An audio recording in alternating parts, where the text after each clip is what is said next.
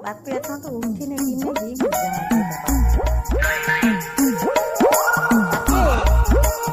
କଣ ପାଇଁ କଣ ହେଇଛି ବେ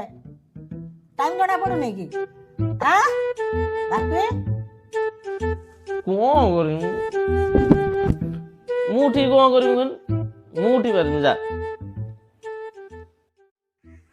ତୁ କେମିତି ବୁଝିଲୁ ମା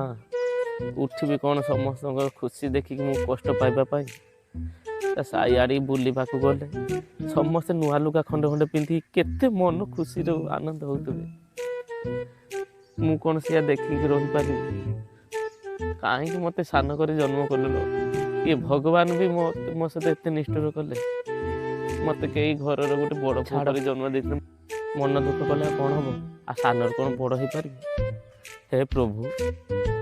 ମତେ ସିନା ସାନ କରି ଜନ୍ମ ଦେଲ ମୋର କିଛି ଦୁଃଖ ନାହିଁ